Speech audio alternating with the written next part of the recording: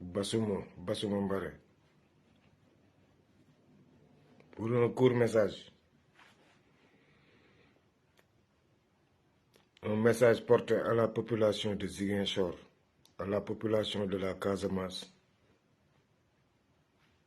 et aux partisans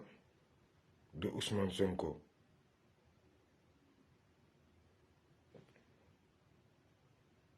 D'abord, je réitère mes mots, je réitère mes propos. Demain, ça sera un procès public à partir de 9 h du matin. Donc vous, les élèves, nos élèves, vous, mes élèves, vous avez le droit d'y assister. Vous qui êtes au lycée surtout. Raison pour laquelle, hier, on s'est chamaillé avec quelques autorités, des soi-disant notoriétaires, je ne sais pas, autorités,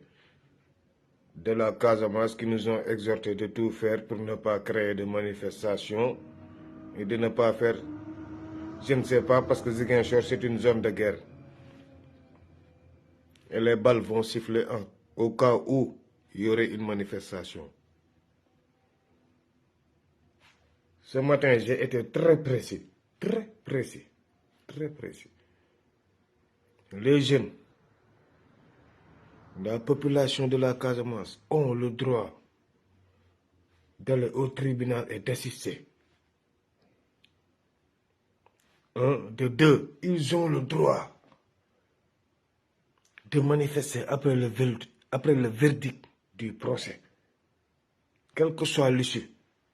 du verdict. Soit ils vont manifester positif, soit négatif, soit par contentement ou par mécontentement. Ça, c'est leur droit le plus absolu pour la population, le peuple de la Casamance. Maintenant, pour les menaces proférées et tout, gauche-droite, les menaces là, ça n'engage que les nervis en tenue.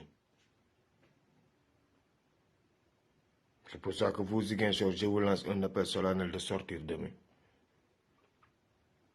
À 8 h du matin, il faut que le tribunal soit plein. À 8 h du matin. Parce que l'audience, ça sera à partir de 9 h. Tilène, Bukot, les Kanten, Grand Dakar, Lindiane, Soukou Papaye, Bukot Sindian, les sacrés cœurs qui tout. On vous lance un appel solennel. Moi, mon problème, c'est de faire sortir vous qui êtes à Kafountine. Restez en alerte. Ellen King, restez en alerte. Bignona, restez en alerte. Kolda, restez en alerte. Bunkeling, restez en alerte.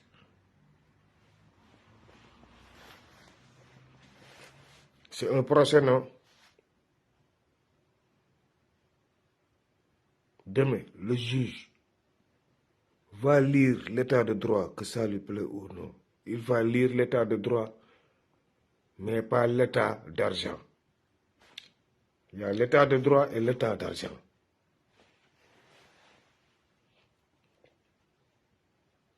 Pour ce faire, vous les vieux de la Casamance, je sais que vous vous réveillez très tôt. Après votre réveil au tribunal, s'il vous plaît. Si les élèves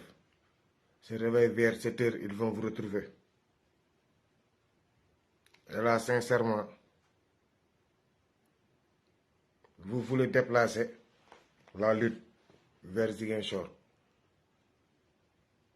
Mais je lance un appel à tous les Sénégalais. On vous avertit encore. À chaque fois, c'est les FDS qui provoquent, surtout les nervis.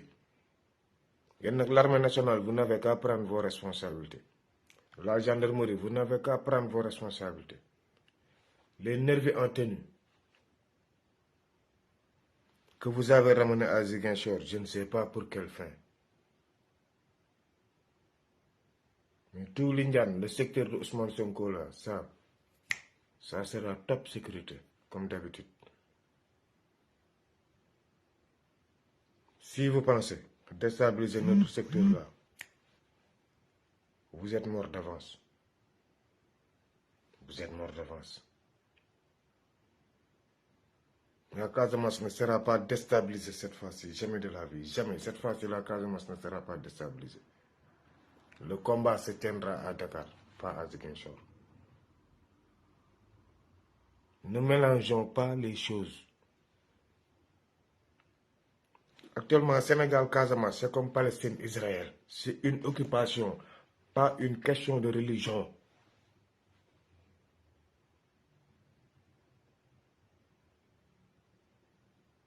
On ne sanctionne jamais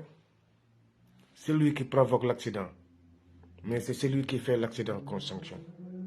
On ne sanctionne jamais celui qui provoque l'accident à travers la presse, mais c'est celui qui fait l'accident qu'on sanctionne. Mais pourtant, dans chaque accident, il y a provocation. Allez-vous accepter qu'on occupe chez vous? Qui va l'accepter sur cette terre? Personne. Seuls les Africains acceptent une occupation française, seuls. Il y a des pays qui restent, comme le Sénégal et la Côte d'Ivoire. Bénin.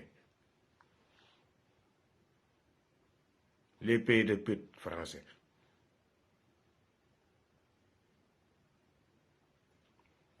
Suba Casamance pour bu ñëw si ko ndonko Abidjan dem leen toog tribunal ak jàmm ak salaam pare ñibbiwaat ak jàmm salaam ba fetal tàkk lu golo xam dina ko bootee doomam. Yéen Casamance dañu bëgg a xeex pour nëbb ay lakkiñu gouvernement loolu gars yëpp wax nañ ko seen live. Macky Sall ngi ne leen gouvernement loolu on s'en fout bu ko neexoon ba mu am gouvernement soxlaawuñu gouvernement am on n'a pas besoin de son gouvernement. Comme xam na ne on ne va pas laisser son imbécile de voleur là faire son campagne léegi il va le nommer premier ministre pour faire son campagne avec les moyens de l'État. C'est ça qu'on va voir. Sénégal on va se respecter par force ndax bëgg xeex bañ xeex bëgg bëre bañ bëre mu leen neex mu leen di naqari te nekkul carte mooy changé waat réew mi. xëy na 2019 bi ma yegsee wax ko waa Pastef Belgique mën nañ ma seede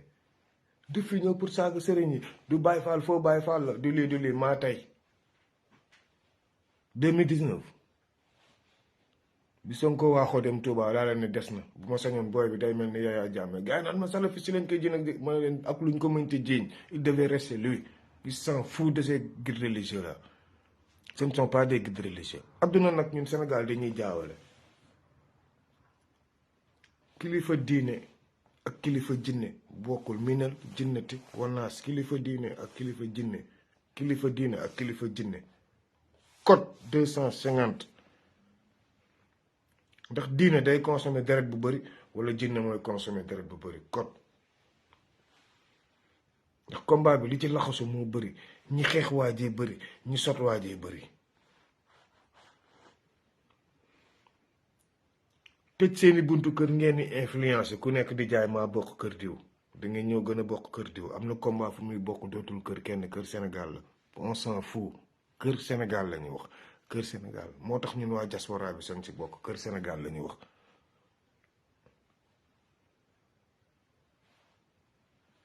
moment bi nag ci gàtta lañ toll romb nañ gàtta newoon naa leen liyee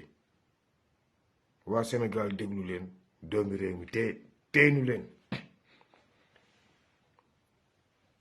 ndax ku am sëriñ mënul jiite Sénégal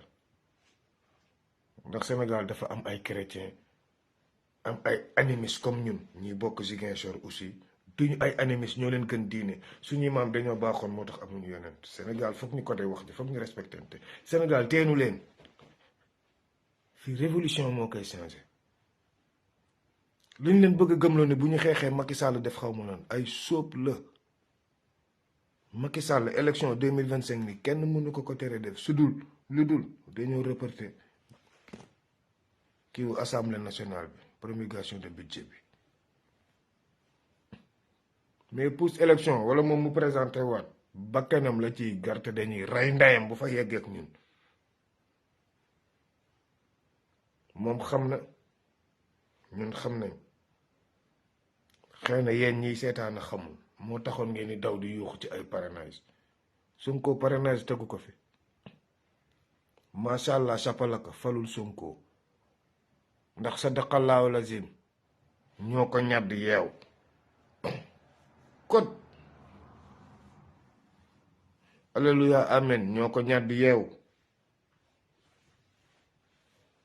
allo moo général moo ko ñàdd yeew allo moo juge moo ko ñàdd yeew représentant ñi ñàdd Ousmane Sonko yeew ko ñëpp France war jóge fii ak seeni lobby illuminati ñëw rendi ko Macky Sall doon ñàddkat bi ndeysaan ñemee ko rendi mais day doon ab ñàddkat mais représentant yooyu yëpp bu ñu matee 16 personnes ñun ñi 17 millions de sénégalais ñaata sénégalais ngeen ci benn représentant bu nekk lan moo tax nit ñooñu war ñu ëpp fit ba imposer seeni vouloir ak seeni savoir na yéen ñoom li ñu xam rek kay dëgg yéen li ngeen xam lu dëgg ngeen bëgg leen ko nangul lan moo tax ngeen di nangu juge di door mandat de dépôt yéen ñëpp seen xol di tàng te kenn du génn wax ko wax ñun la Macky Sall day jàppaate lan moo tax yenn politiciens yi di leen jox paas ngeen dem Maroc après wàcc Nicaragua sa dëkk am richesse nga toog fa xeex ko gënul nga génn ñëw immigration def comme ñun ngeen foog immigration dafa neex ak xeex sa dëkk mu stable ban moo dàkk ku ñëwagul xamoo mais ñun ñuy ñëw tey toog mu jaroon ñuy perdre temps bépp di wax chaque jour bu dem mu doon tey deewoo Senghor la payi doon def bii heure Sénégal rek la woon na bu yàgg mais fi ñu demee ba ñu baax ñëpp doon ay géwal ndax lan koppar Casamance loolu dafa am c'est un peuple indomptable les Balanto jaar nañ fa indomptable ñu dem vers Guinée-Bissau c'est la Casamance mënoo ci yegg ñëpp jaar nañ fa Casamance a ngi commencé biir Guinée-Bissau romb ba dem Gambie romb ba Vélingara ba Koungheul fi ñu arrêté Ousmane Sonko yóbbu ko bi mu génnee dans son pays natal mais Casamance Koungheul dem leen foofu di ngeen fa gis bordure yi fa lañ ko arrêté bi mu jógee Casamance Koungheul kenn arrêté wu ko secteur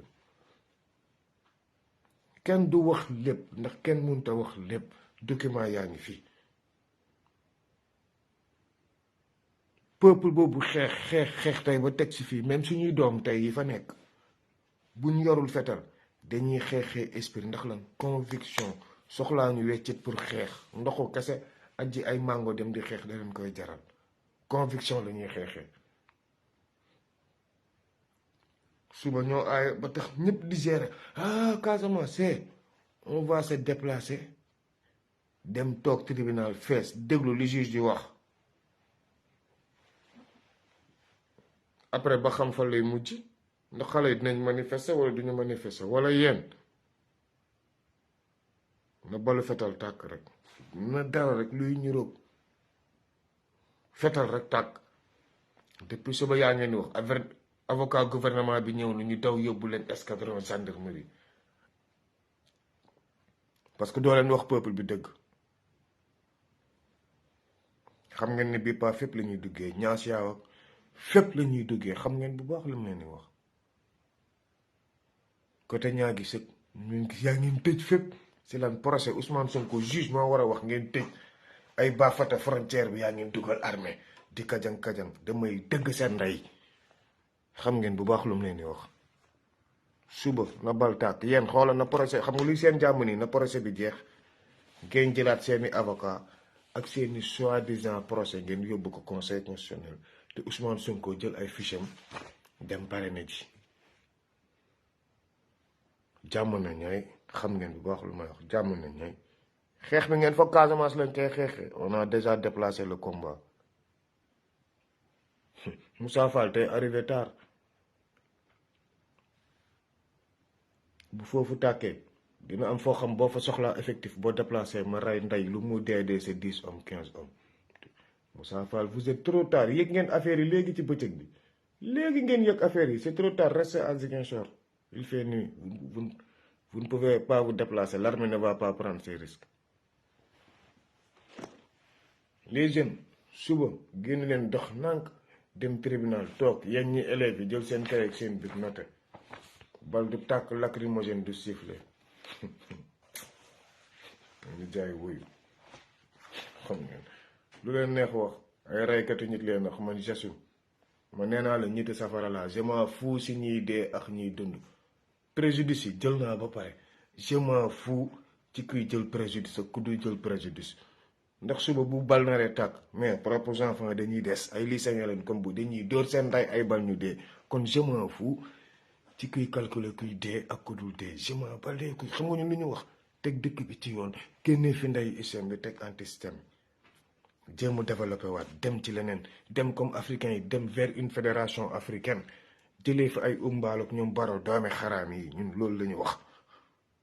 ay doomu cottu Macky Sall yi lañ fi bëgg a jëlee ni Macky nekkee doomi cott yi Macron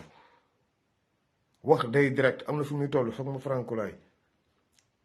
yéen les mamans à Ziguinchor vous commencez à danser commencé ngeen def seen affaire yëpp togg leen lekk leen ba suur suba defaral leen xale yi comme d'habitude fonde bu doy fajar gi quartier yëpp ngir lay war a suuli quartier yëpp bu Côte Signan yéen suku papaay Grand Dakar jiringo yéen ñëpp laay ñaan ngir yàlla defaral leen booy yëpp fonde matinal bi booy naan fonde am doole quartier yëpp bëgg naa suba fonde nekk gratos Ziguinchor fonde gratos Ziguinchor ku si def vidéo 1 minute ngeen joxe yëpp boo leen ma ko envoyé ma digal ko ci réseau bi ay nit jox leen xaalis ngeen mun a rembourser seen fonde comme d'habitude niñ daan def jëf doog a wax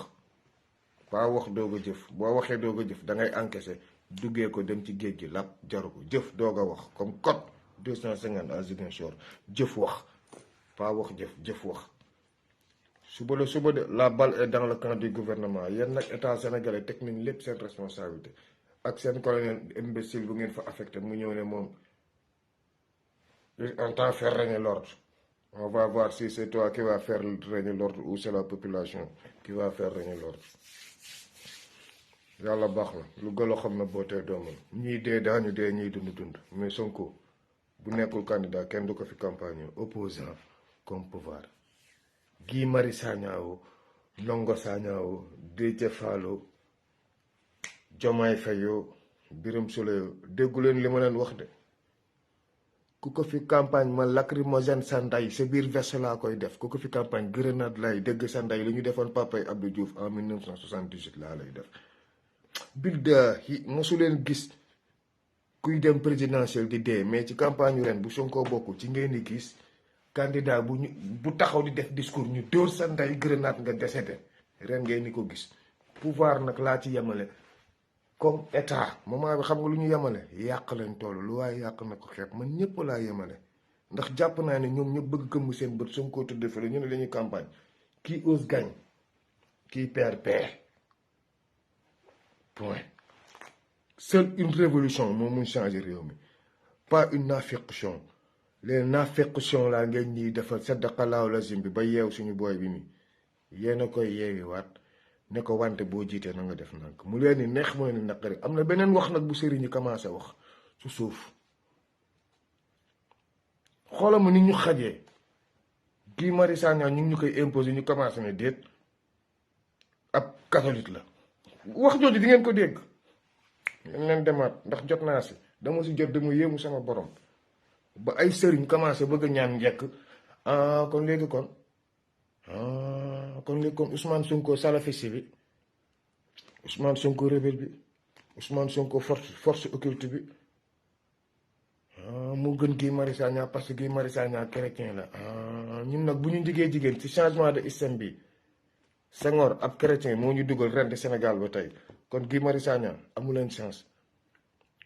Guy du fi falu Birame Souleye du fi falu keneen du fi falu ku dul Ousmane Sonko sans ñoom kenn du falu si réew mi dañuy coup d'état seen ndey taal ndey réew mi ñëpp ñàkk force occulte yi jóge fi mooy ñoom Macky Sall force yi octroyé mooy force yi joxe ñëw yan force ñooy octroyé nag code mooy militaires yi jël seen responsabilité mooy yéen hommes d'État yéen les hommes des institutions yéen les hommes de la République qui devez prendre votre responsabilité pour être des forces octroyantes pas des forces occultes. C'est de ça qu'on a besoin gis nga ñu ñuy di live nii ay forces octroyantes lañu parce que xam nga lu ñu soxla changement Sénégal rien d'autre soxlaa ñu dara ci réew mi changement ñun ñëpp ñu ngeex fii suñuy njëriñ changement kese lañ soxla changer système def suñu morom yëpp développer Sénégal ndax li ñuy seen fii doo leen ko seen donc on a besoin de force octroyante nag pour ñu am ko foog ñu jëlee fi force occulte doome xaraam yi nga xam ne France moo leen diriger Amérique ak ñoom doome safurlaa yi ñu leen jiite waxtaan wax dëgg neex yàlla bu jotee dañ koy wax suba nag ça sera très décisif ñàkk fayda ñëpp ci lay feeñ suuf ñun suñu bos bu soobee suñu borom. Qui ose gagne, qui perd paix. Je vous avertis encore. Qui ose gagne, qui perd paix. Sans Sonko, le candidat qui osera descendre sur le terrain. Qui ose gagne, qui perd paix. Di ngeen fi gis oto yi tëb te sër qui ose gagne, qui perd paix. Qui ose gagne, qui perd paix. Basumo mbare.